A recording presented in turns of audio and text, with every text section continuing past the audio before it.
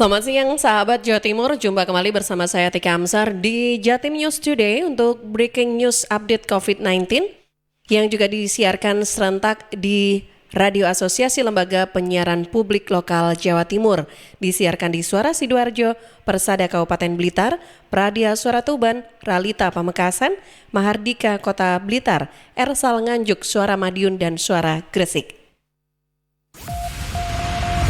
Rangkuman kabar update penanganan COVID-19 untuk regional Jawa Timur segera sahabat simak dalam update COVID-19. Ya sahabat, untuk edisi kali ini di hari Jumat 15 Mei 2020 kita awali untuk update COVID-19 dari Suara Sidoarjo. Ada Billy Patopo yang mengabarkan gugus tugas penanganan COVID-19 Sidoarjo siapkan hotel untuk ruang isolasi orang tanpa gejala. Sahabat pendengar Jawa Timur, pemerintah Kabupaten Sidoarjo berencana memanfaatkan hotel untuk tempat isolasi pasien COVID-19. Akan tetapi fasilitas ini bukan untuk semua pasien, melainkan untuk orang tanpa gejala atau OTG. Hal ini disampaikan Nur Ahmad Syaifuddin, Cak Nur, Wakil Bupati Sidoarjo. Saat ini pemerintah Kabupaten Sidoarjo sudah berbicara dengan manajemen salah satu hotel di Sidoarjo dan telah sepakat. Akan tetapi masih belum bisa disampaikan hotel mana yang menjadi tujuan. Saat ini, pemerintah kabupaten juga sudah menyiapkan tenaga medis dan perlengkapan lain untuk merealisasikan rencana ini. Akan tetapi, pemanfaatan hotel tempat isolasi COVID-19 ini bukan berarti kapasitas ruang isolasi di Rumah Sakit Sidoarjo saat ini sudah tidak ada. Akan tetapi, untuk keperluan perawatan OTG saja. Untuk kapasitas ruang isolasi rumah sakit, saat ini Sidoarjo kembali mendapatkan 3 rumah sakit rujukan, yaitu Citra Medika, Rumkital di Juanda, dan Rumah Sakit Pustika Sumporong. Dengan total saat ini ada 8 rumah sakit rujukan. Dari 3 rumah sakit ini ada tambahan ruang isolasi khusus sebanyak 42 RIK dan 46 RIB. Dan saat ini total RIK di Sidoarjo mencapai ada 200 ruang. Saat ini yang menjadi masalah di Kabupaten Sidoarjo adalah OTG yang jumlahnya ada 18 orang dan saat ini sedang menjalani isolasi mandiri di rumah.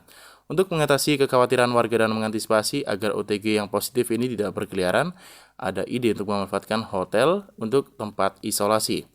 Jika program ini terrealisasi, diharapkan tidak ada lagi keluhan dari warga tentang kekhawatiran, termasuk terhadap pasien yang ada di kampung halamannya, termasuk juga potensi pasien yang keluyuran.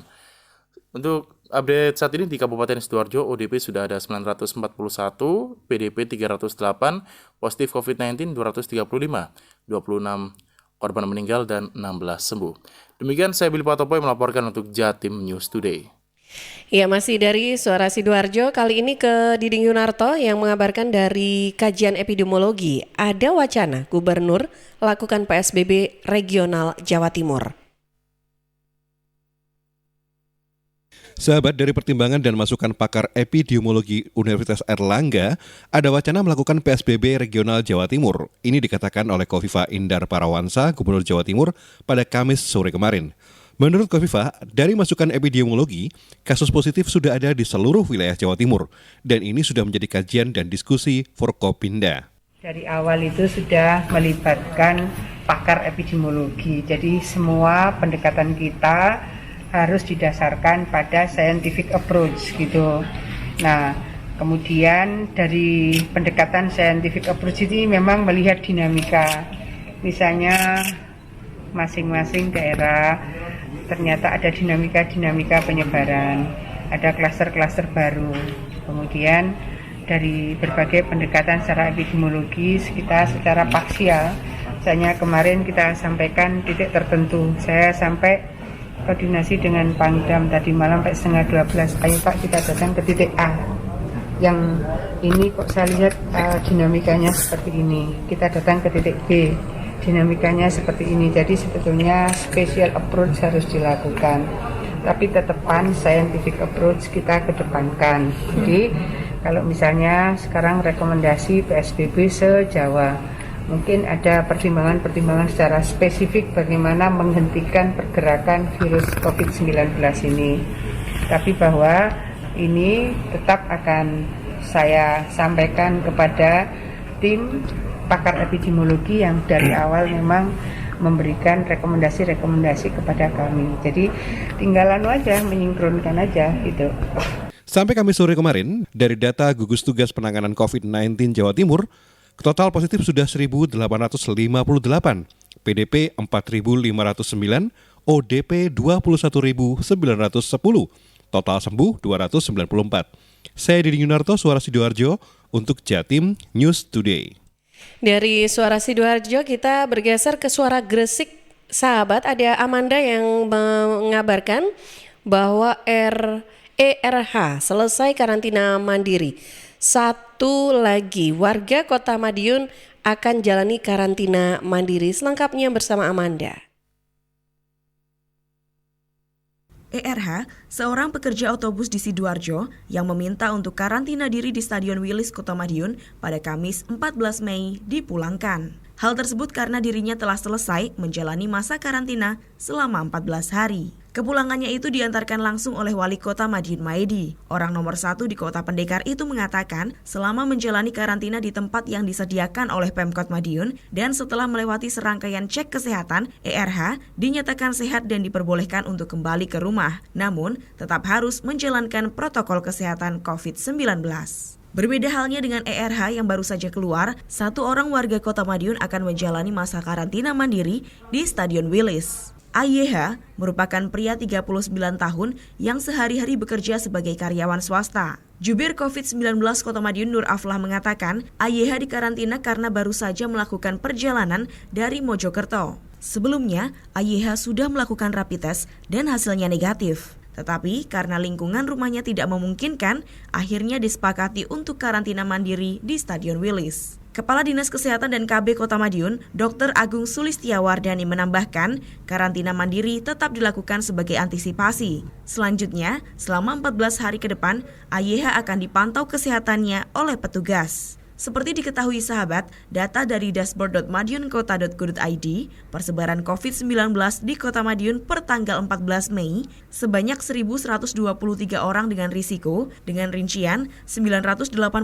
selesai pemantauan, 90 orang tanpa gejala, 53 orang selesai pemantauan, 63 orang dalam pemantauan, 60 orang selesai pemantauan dan sembuh, dan 2 orang positif COVID-19. Amanda, Suara Madiun untuk Jatim News Today. Dari Suara Madiun, sahabat, tadi sudah ada Amanda. Saat ini kita akan lanjutkan ke Ralita FM Pamekasan. Ada Esa Maheza yang mengabarkan bahwa Dinas Kesehatan klasifikasikan 3 kategori PDP, mulai ringan hingga berat. Selengkapnya bersama Eza. Dinas Kesehatan Kabupaten Pamekasan mengklasifikasikan 3 kategori pasien dalam pengawasan. Ada 3 kategori PDP yang ditetapkan sesuai prosedur dan tata tertib protokol kesehatan dalam penanganan COVID-19. Di antaranya PDP ringan, PDP sedang, dan PDP berat. Pelaksana tugas Kepala Dinas Kesehatan Dr. Ahmad Marsuki mengatakan PDP ringan itu gejalanya tidak begitu mengarah ke COVID-19 namun tetap menunggu hasil laboratorium guna mengkonfirmasi positif atau tidaknya terjangkit coronavirus.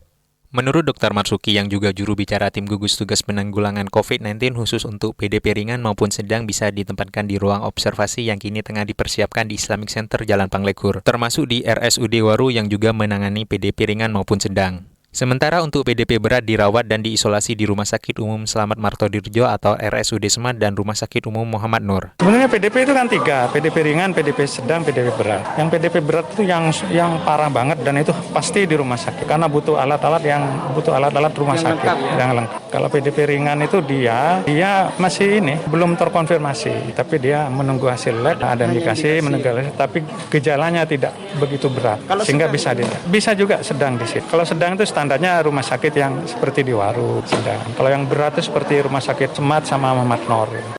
Sebagai informasi peta sebaran COVID-19 di Kabupaten Pamekasan per tanggal 13 Mei 2020, orang dalam risiko sebanyak 604, jumlah orang dalam pantauan 18 orang, pasien dalam pengawasan 20 orang, 7 orang diantaranya sembuh, 13 orang lainnya menunggu hasil lab. Jumlah terkonfirmasi positif COVID-19 sebanyak 10 orang, 6 orang dinyatakan sembuh, 3 orang lainnya dalam perawatan, dan 1 orang dinyatakan meninggal dunia. Eza Maisa, Ralita FM mengabarkan. Dari Ralita FM Pamekasan, selanjutnya kita ke Mahardika FM Kota Blitar. Ada Kirana Nisa yang mengabarkan bahwa WFH kembali diperpanjang. BKD Kota Blitar minta ASN tetap disiplin dan produktif. Selengkapnya bersama Kirana.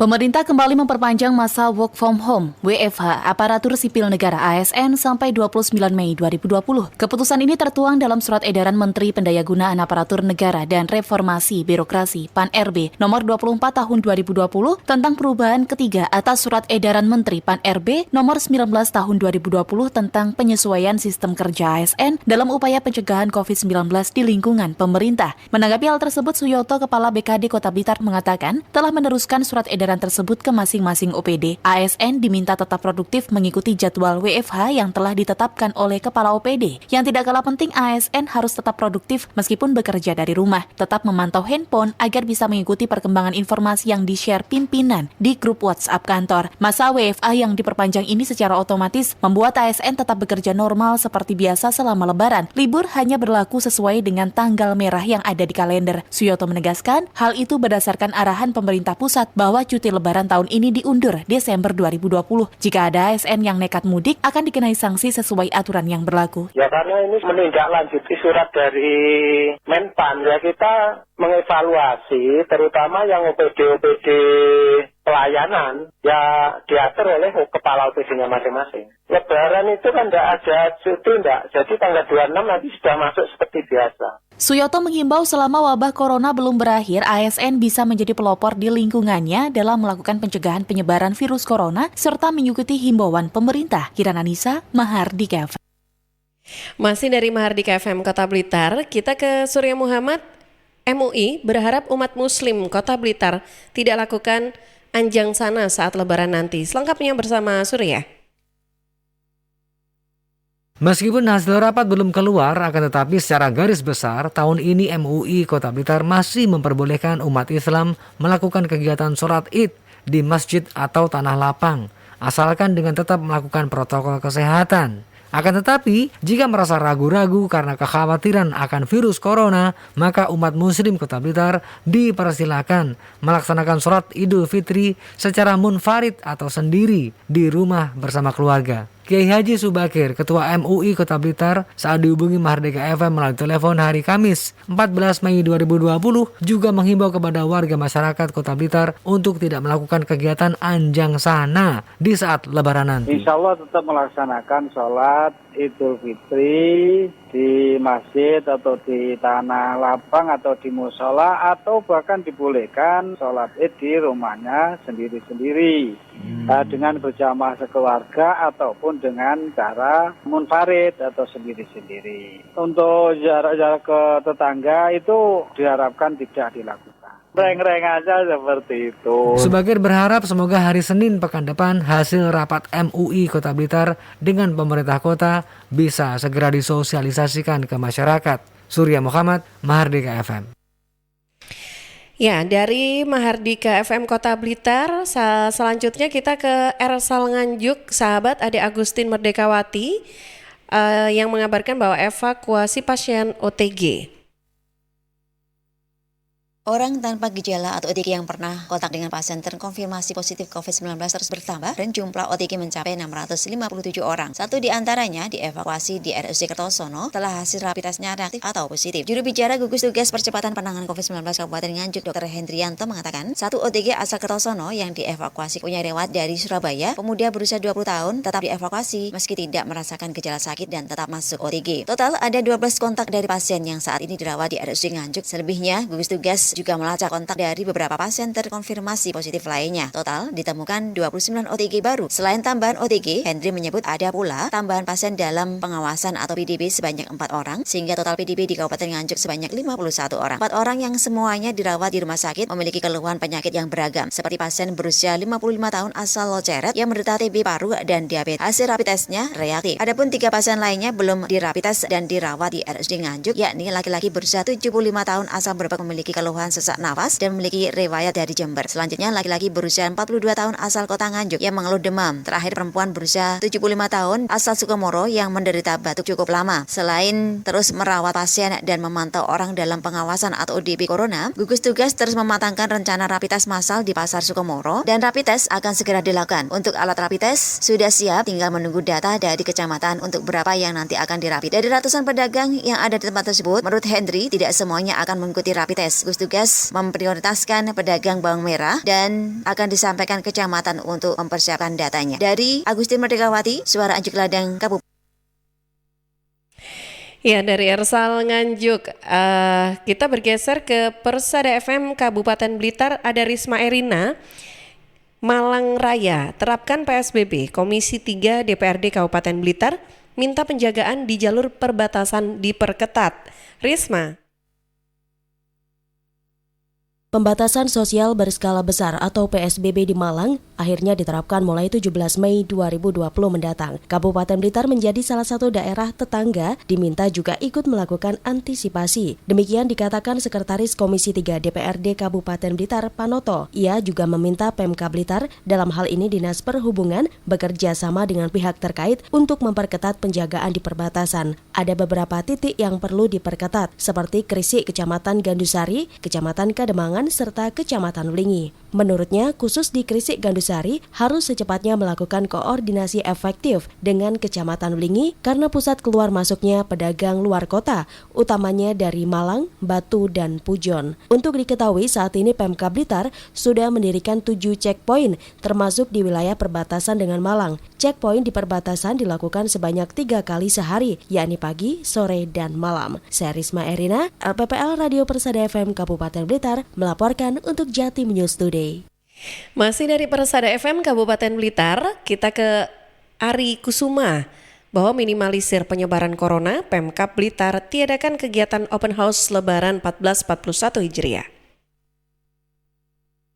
Pemerintah Kabupaten Blitar meniadakan kegiatan Open House Idul Fitri 1441 Hijriah seperti tahun sebelumnya. Pelarangan ini guna mencegah adanya kerumunan massa dan mengantisipasi penyebaran virus corona. Bupati Blitar Rianto mengatakan, berdasarkan petunjuk teknis mengenai refocusing dan realokasi anggaran di lingkungan pemerintahannya, pihaknya sudah menghapus salah satu anggaran terkait kegiatan Open House Lebaran di tengah waspada corona, sehingga diputuskan untuk tahun ini tidak ada agenda anjang sana karena mengikuti prosedur protokol kesehatan seperti penerapan physical distancing atau jaga jarak fisik maupun meniadakan suatu acara yang melibatkan orang banyak. Dekat sekali dan rata-rata pelanggarannya adalah tidak pakai masker. Nah, mereka teman-teman gabungan yang operasi ini mengingatkan, mengajak, mensosialisasikan harus disiplin pakai masker. Bupati juga mengingatkan seluruh masyarakat manakala menyambut Hari Raya Idul Fitri harus tetap menerapkan perilaku hidup bersih dan sehat, menjaga jarak fisik dengan tidak berjabat tangan dan memakai masker. Ari Kusuma, LPPL Radio Persada FM Blitar. Terakhir kita ke Suara Gresik, sahabat. Ada Mahruzar Iskandar yang mengabarkan bahwa kasus COVID-19 di Gresik meningkat 5 kasus dari klaster Sampurna. Sehubungan dengan virus corona, kasus positif COVID-19 di Kabupaten Gresik kembali bertambah. Tidak tanggung-tanggung kali ini bertambah mencapai 5 kasus. Mereka berasal dari beberapa kecamatan di Kabupaten Gresik. Juru bicara Satuan Gugus Tugas COVID-19 Gresik, Dr. Saiful Ghazali mengatakan, tambahan kasus positif ada 5, namun salah satunya yang sebelumnya dilaporkan mengenai PDP yang meninggal dunia. Untuk 4 positif berasal dari Desa Dan Rejo di Kebomas, Desa Puntrate di Benjeng, Desa Betiting di Cerme, dan di Desa Bambe di Dorerejo. Mereka tertular COVID-19 dari klaster Surabaya. Sedangkan 1 positif meninggal berasal dari Desa Boteng Menganti. Sebelumnya yang bersangkutan memiliki status PDP. Dengan adanya kejadian ini, maka total pasien positif COVID meninggal dunia di Gresik menjadi 7 orang. Dan korban ini meninggal akibat transmisi lokal yang terjadi di Menganti. Dengan adanya 5 tambahan kasus positif baru di Gresik, maka saat ini jumlah positif COVID-19 di Gresik mencapai 46 orang. Sementara itu, update kasus COVID-19 hingga hari Kamis 14 Mei 2020 untuk orang tanpa gejala berjumlah 205 orang. Selanjutnya untuk orang dalam risiko ada 1.108 orang, sedangkan untuk orang dalam pemantauan sebanyak 1.150 orang. Dan untuk pasien dalam pengawasan per hari ini sebanyak 177 orang dan 6 diantaranya meninggal dunia. Lucifer Iskandar melaporkan dari Suara Gresik. Ya, sahabat Jawa Timur, demikian untuk breaking news update COVID-19 dalam Jatim News Today. Anda bisa ikuti kembali setiap Senin sampai Sabtu jam 11:05 waktu Indonesia Barat. Yang juga disiarkan tentunya secara serentak di Radio Asosiasi Lembaga Penyiaran Publik Lokal Jawa Timur, Suara Sidoarjo, Persada Kabupaten Blitar, Pradia Suara Tuban, Ralita Pamekasan, Mahardika Kota Blitar, Ersal Nganjuk Suara Madiun, dan Suara Gresik. Saya Tika Amsar pamit, selamat siang. Perkembangan penanganan COVID-19 untuk wilayah regional Jawa Timur sudah sahabat simak dalam update COVID-19. Update COVID-19 bisa sahabat simak Senin sampai Sabtu jam 11 siang. Persembahan dari Asosiasi Lembaga Penyiaran Publik Lokal Jawa Timur.